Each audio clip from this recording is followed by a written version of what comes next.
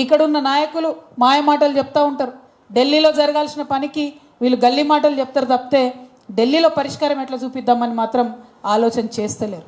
ఇవన్నీ మీకు ఎందుకు చెప్తా ఉన్నా అంటే మీలో ప్రతి ఒక్కరిలో ఒక మేధావి ఉన్నాడు, మీకు విషయ పరిజ్ఞానం ఉన్నది, ఒక మాట చెప్తే అర్థమవుతుంది, చట్టాలు ఎట్లా పనిచేస్తాయో మీకు తెలుస్తాయి. కాబట్టే ఈ డీటెయిల్స్ చెప్తా ఉన్నాం. నేను ఉట్టిగానే అలిగేషన్స్ వేస్తలేను. ఈ 2 ఏళ్లలో చేసిన అనేక పోరాటాలలో ఎక్కడా కూడా కాంగ్రెస్ పార్టీ యొక్క ఢిల్లీ పెద్దలు మనకు కలిసి రాలేదు. ఇక్కడ అధికారంలోకి వచ్చిన తర్వాత కంప్లీట్ ఇగ్నోర్ చేసిరు మనని. కంప్లీట్ తెలంగాణ ఇంట్రెస్ట్లు, అందులో తెలంగాణ పిల్లల ఇంట్రెస్ట్ కంప్లీట్గా ఇగ్నోర్ చేసిరు.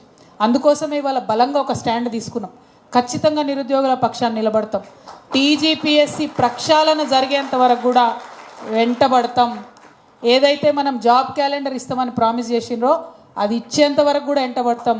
ఈ జీవో 29 ఏదైతే రిజర్వేషన్లన్నీ తీసేటటువంటి కుట్ర కాంగ్రెస్ పార్టీ చేస్తూ ఉందో అది రద్దు చేసే వరకు కూడా వెంటబడతాం. ఏ ఒక్కరిని కూడా వదిలిపెట్టాం.